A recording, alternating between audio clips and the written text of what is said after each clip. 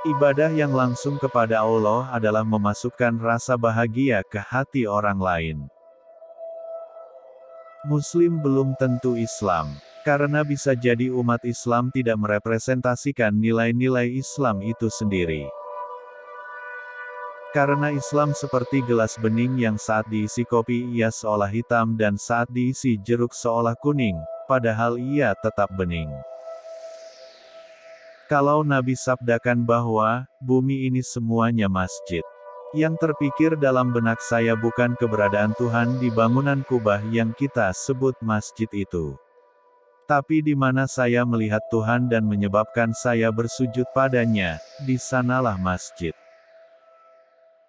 Jika kita ingin menjadi manusia yang mulia, maka tak ada cara lain kecuali menyandingkan diri kita dengan Al-Quran.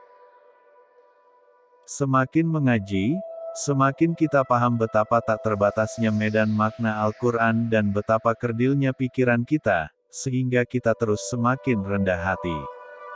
Bukan justru semakin sok. Nikmat terbesar Tuhan kepada kita adalah kemerdekaan. Kita diciptakan merdeka. Syukuri dengan mau menjadi diri sendiri.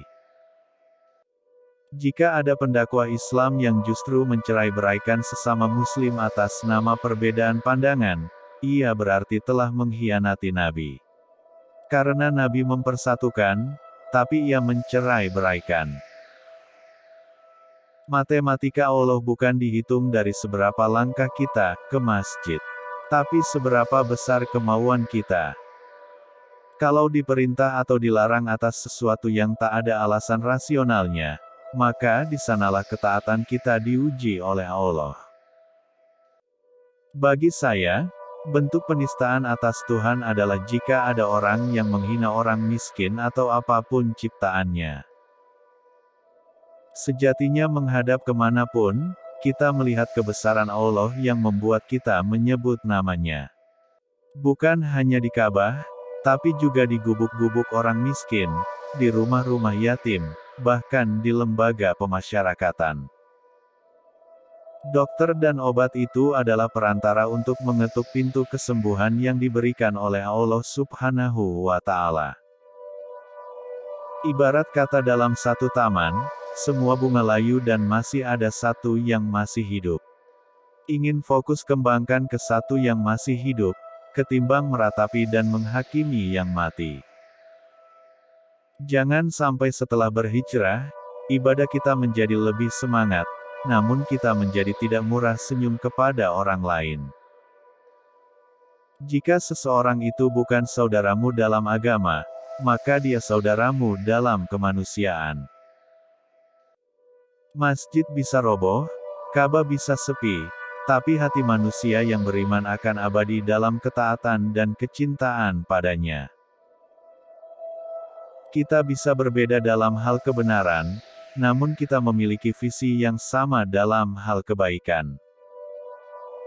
Dalam kepedihan apapun hikmah yang lebih besar terkandung dibanding kepedihan itu sendiri. Mengalah bukan berarti kalah, tapi justru puncak kemenangan. Pendapat kita benar, tapi bisa jadi mengandung kesalahan. Sedangkan pendapat orang lain salah, tapi bisa jadi mengandung kebenaran. Pertanyaannya, dulu agama turun untuk mendamaikan, sekarang kok justru agama menjadi sumber kegaduhan. Melukai dengan lisan lebih buruk daripada melukai menggunakan pedang. Banyak orang yang hanya berislam secara simbolik, tapi tidak berislam secara substansi. Begitu seseorang merasa pintar, maka saat itu ia berarti bodoh. Sebagaimana begitu seseorang merasa suci, saat itu ia sedang kotor. Peperangan itu bukan hanya tidak selaras dengan ajaran Islam tapi mengkhianati fitrah manusia yang pada dasarnya membenci peperangan. Semua musik yang mengajak kepada nilai-nilai luhur, kemanusiaan, perdamaian, ketulusan, cinta, kesetiaan, dan lain-lain itu termasuk musik yang baik. Seringkali kita mengkambing hitamkan orang lain atau sesuatu di luar diri kita. Padahal yang bermasalah adalah diri kita sendiri. Begitu pula kadang kita mencari solusi di luar diri. Padahal solusi itu sebenarnya ada dalam diri. Terlihat buruk di mata manusia padahal baik di matanya, itu cobaan yang akan jadi pahala besar. Terima kasih, jangan lupa di subscribe ya.